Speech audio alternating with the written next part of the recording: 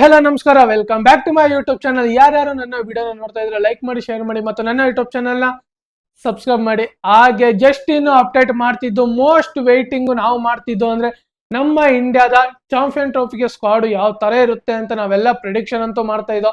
ಆದ್ರೆ 12ನೇ ತಾರೀಕು ಸ್ಕ್ವಾಡ್ ನ ಅನೌನ್ಸ್ ಮಾಡ್ಬೇಕಾಯ್ತು. ಒಂದು ಸ್ವಲ್ಪ BCC ಅವರು ಪರ್ಮಿಷನ್ ನ ತಕೊಂಡು ಇವತ್ತು 18ನೇ ತಾರೀಕು 12ವರೆಗೆ ಸ್ಕ್ವಾಡ್ ನ ಅನೌನ್ಸ್ ಮಾಡ್ತೀನಿ ಅಂದಿದ್ದವರು ಅಪ್ಪ ಕೈ ಮುಗ್ದು ಬಿಡ್ಬೇಕು ಗುರು. ಇವ್ರಿಗೆ 12ವರೆ ಅಂತ ಅಂದವರು 3 ಗಂಟೆ ಗುರು ಸ್ಕ್ವಾಡ್ ಅನೌನ್ಸ್ ಮಾಡಿದ್ದು. ಎಷ್ಟೋರ್ ಗುರು ಅಂತ ವೆಯ್ಟ್ ಮಾಡದ. ಫ್ಯಾನ್ಸ್ಗಳು ವೆಯ್ಟ್ ಮಾಡಿ ಬೇಜಾರೇ ಆಗೋಯ್ತು. ಟ್ರೋಲ್ ಮಾಡಕ್ಕೆ ಸ್ಟಾರ್ಟ್ ಮಾಡ್ಬಿಟ್ರ ಆತಾಗಿ. ಅದ್ರಲ್ಲದೆ ಪ್ರೆಸ್ ಕಾನ್ಫರೆನ್ಸ್ ಅಲ್ಲಿ ಕೂತಿದವ್ರು ಪಾಪ ಸುಮ್ನೆ ಕೂತವ್ರ ಹಿಂಗೆ ಅಷ್ಟೊತ್ತು.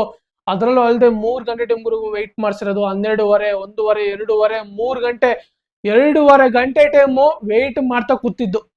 ಅಪ್ಪ ಬೇಜಾರಾಗೋಯ್ತಾಗಿ. ನೋಡ್ತಾ ಇದ್ರೆ ಇದೇನ್ ಯಾವ ಸ್ಕ್ವಾಡ್ ಅನೌನ್ಸ್ ಮಾಡ್ತಾರೆ ಅಂತ ವೆಯ್ಟ್ ಮಾಡ್ತಿದ್ದೋ. ಅಫಿಷಿಯಲ್ ಆಗಿ ಸ್ಕ್ವಾಡ್ ನ ಅನೌನ್ಸ್ ಮಾಡಿದ್ದು 3 ಗಂಟೆಗೆ. ಬಂದು ಪ್ರೆಸ್ ಕಾನ್ಫರೆನ್ಸ್ ಅಲ್ಲಿ ಕುತ್ಕೊಂಡ್ರು.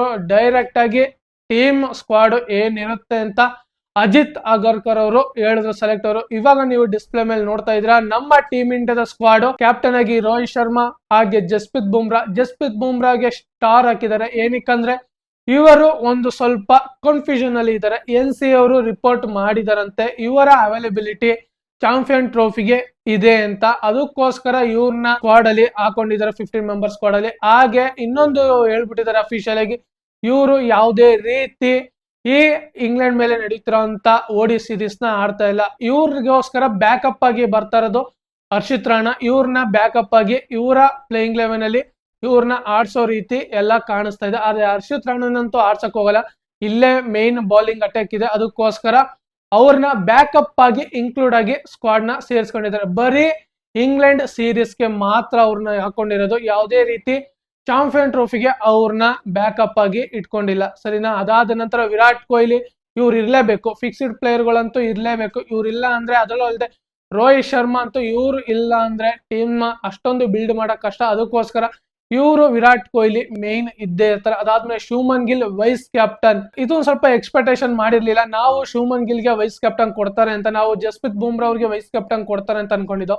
ಆದ್ರೆ ಇಲ್ಲಿ ವೈಸ್ ಕ್ಯಾಪ್ಟನ್ ನ ಶುಭ್ಮನ್ ಗಿಲ್ ಕೊಟ್ಟಿದ್ದಾರೆ. ಏನಕ್ಕಂದ್ರೆ ಬೂಮ್ರಾ ಅವರು ಅನ್ಅವೈಲಬಲ್ ಆದ್ರೆ ಇನ್ನು ಯಂಗ್ ಪ್ಲೇಯರ್ ನ ಶುಭ್ಮನ್ ಗಿಲ್ ಅವ್ರಿಗೆ ಕೊಡಬೇಕು. ಇನ್ನ ಇದ್ರು KL ರಾಹುಲ್ ಇದ್ರು, ಹಾಗೆ ಶ್ರೇಯಸ್ ಅಯ್ಯರ್ ಇವರೆಲ್ಲ ಇದ್ರು. ಇವ್ರಿಗೆ ವೈಸ್ ಕ್ಯಾಪ್ಟನ್ ಕೊಡ್ದೇನೆ ಇನ್ನ ಮುಂದಕ್ಕೆ ಫ್ಯೂಚರ್ ಆಗಿ ಕ್ಯಾಪ್ಟನ್ ನ ಹುಡುಕೋ ಅಂತ ಪರಿಸ್ಥಿತಿ ಬರಬಾರ್ದು ಅಂತ ಇವರು ಮುಂಚೆನೆ ಒಬ್ಬನ್ನ ವೈಸ್ ಕ್ಯಾಪ್ಟನ್ ಆಗಿ ಇವಾಗಲೇ ಫುಲ್ ಅಪ್ ಮಾಡ್ತಾ ಇದ್ರೆ. ನನ್ನ ಅನಿಸಿಕೆ ಪ್ರಕಾರ ಮುಂದೆ ಕ್ಯಾಪ್ಟನ್ ಆಗುವಂತ ಎಲ್ಲ ಲಕ್ಷಣಗಳು ಇವರು ಕಾಣಿಸ್ತಾ ಇದೆ. ಅದಕ್ಕೋಸ್ಕರ ಇವ್ರನ್ನ ವೈಸ್ ಕ್ಯಾಪ್ಟನ್ ಆಗಿ ಮಾತ್ರ ಮಾಡಿದ್ದಾರೆ. ಕ್ಯಾಪ್ಟನ್ ಆಗುವಂತ ಎಲ್ಲ ಲಕ್ಷಣಗಳು ನೋಡೋಣ ಏನಾಗುತ್ತೆ ಮುಂದಕ್ಕೆ, BCC ಅವರು ಏನ್ ನಿರ್ಧಾರ ತಗೋತಾರೆ ಅಂತ. ಅದಾದ ನಂತರ ಯಶಸ್ವಿ ಜೈಸ್ವಾಲ್. ಇದು ಫಸ್ಟ್ ಟೈಮ್ ಯಶಸ್ವಿ ಜೈಸ್ವಾಲ್ ಅವರು ODI ಕ್ರಿಕೆಟ್ಗೆ ಡೆಬ್ಯೂ ಮಾಡ್ತಾ ಇರೋದು. ಅಂದ್ರೆ ODIಗೆ ಸ್ಕ್ವಾಡ್ ಮಾತ್ರ. ಇನ್ನ ಅವರು ಯಾವುದೇ ರೀತಿ ಡೆಬ್ಯೂ ಮಾಡಿಲ್ಲ ODIನ. ಇವಾಗ ಸ್ಕ್ವಾಡ್ ಬಂದಿದ್ದಾರೆ. T20 ಡೆಬ್ಯೂ ಮಾಡಿದ್ದಾರೆ, ಹಾಗೆ ಟೆಸ್ಟ್ ಡೆಬ್ಯೂ ಮಾಡಿದ್ದಾರೆ. ಆದ್ರೆ ಇನ್ನ ODIಗೆ ಅವರು ಡೆಬ್ಯೂ ಮಾಡಿರ್ಲಿಲ್ಲ.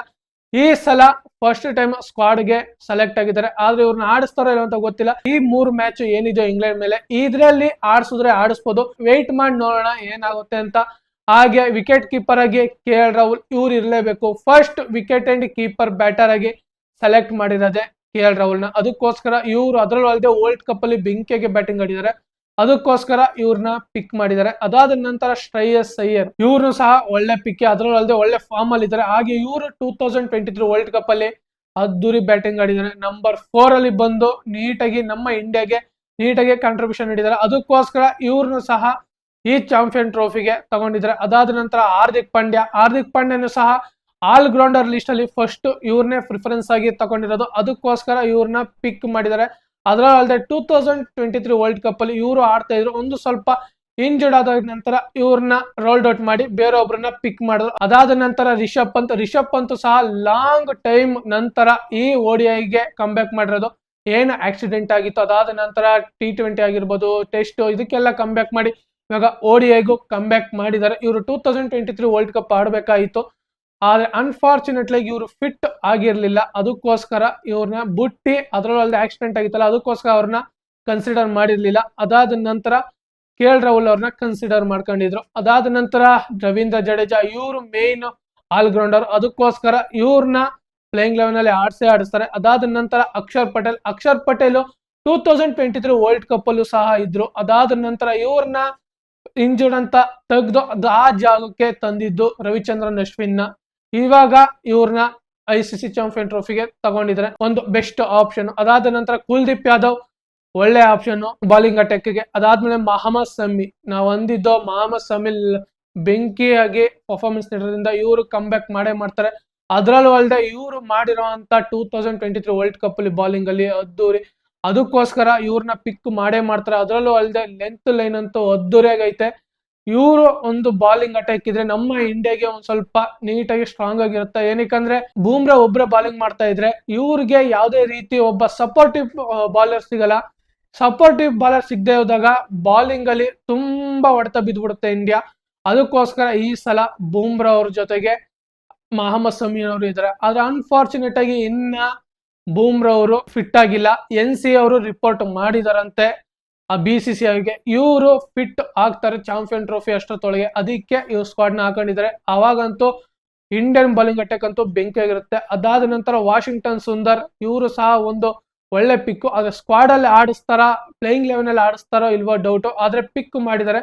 ಅದಾದ ನಂತರ ಹರ್ಷದೀಪ್ ಸಿಂಗ್ ಇವರು ಲೆಫ್ಟ್ ಆರ್ಮ್ ಬಾಲರ್ ಪೇಸರು ಬೆಂಕಿ ಅಂತ ಅನ್ಕೋತೀನಿ. ನಮ್ಮ ಇಂಡಿಯಾದಲ್ಲಿ ಎಲ್ಲರೂ ರೈಟ್ ಆರ್ಮ್ ಬಾಲರ್ಗಳೇ ಆಗೋದ್ರೆ ಅದ್ರಲ್ಲೂ ಅಲ್ಲದೆ ಇವಾಗ ಮಹಮ್ಮದ್ ಶಮಿ, ಜಸ್ಪ್ರೀತ್ ಬುಮ್ರಾ ಹಾಗೆ ಹಾರ್ದಿಕ್ ಪಾಂಡ್ಯ ಇವ್ರ 3 ಜನ ಸ್ಪೀಡ್ ಬಾಲರ್ಸ್ಗಳೇ. ಇವರೆಲ್ಲ ರೈಟ್ ಆರ್ಮ್ ಬಾಲರ್ಗಳೇ. ಇವರಿಂದಾನೇ ಜಾಸ್ತಿ ಇದ್ ಮಾಡಿದ್ರೆ ನಮ್ಮ ಇಂಡಿಯಾಗೆ ಲೆಫ್ಟ್ ಆರ್ಮ್ ಬಾಲರ್ಗಳೇ ಇಲ್ಲ. ಅದು ಪ್ರಾಕ್ಟೀಸ್ ಅಲ್ಲೂ ಅಷ್ಟು ಮಾಡಕ್ ಆಗಲ್ಲ. ಅದಕ್ಕೋಸ್ಕರ ಇವಾಗ ಲೆಫ್ಟ್ ಆರ್ಮ್ ಬಾಲರ್ ಬೇಕು ಪೇಸರ್ ಅಂತ ಹರ್ಷದೀಪ್ ಸಿಂಗ್ ನ ತಗೊಂಡಿರೋದು. ಒಳ್ಳೆ ಪಿಕ್ಕೇನೆ. ನಮ್ಮ ಇಂಡಿಯಾ ಇವಾಗ ನೀಟಾಗಿ ಸ್ಕ್ವಾಡ್ ನ ಅನೌನ್ಸ್ ಮಾಡಿದ್ದಾರೆ. ಇಂಗ್ಲೆಂಡ್ ODI ಸೀರೀಸ್ಗೂ ಮತ್ತೆ ಇವಾಗ ನಡೆಯುವಂತ ಚಾಂಪಿಯನ್ ಟ್ರೋಫಿಗೆ ಸ್ಕ್ವಾಡ್ ಈ ರೀತಿ ಇದೆ. ನಮ್ಮ ಸ್ಕ್ವಾಡ್ ನೋಡ್ತಾ ಇದ್ರೆ ಬೆಂಕಿಯಾಗಿದೆ. ಹಾಗೆ ನಮ್ಮ ಟೀಮ್ ಇಂಡಿಯಾದ ಸ್ಕ್ವಾಡ್ ನಿಮಗೆ ಹೇಗೆ ಅನಿಸ್ತು ಅದರ ಅನಿಸಿಕೆನ ಕಮೆಂಟ್ ಮುಖಾಂತರ ಕಮೆಂಟ್ ಮಾಡಿ. ಹಾಗೆ ಮುಂದಿನ ವಿಡಿಯೋದಲ್ಲಿ ಸಿಗೋಣ. ಜೈ ಹಿಂದ್, ಜೈ ಕರ್ನಾಟಕ, ಮತ್ತೆ ವಂದನೆಗಳು.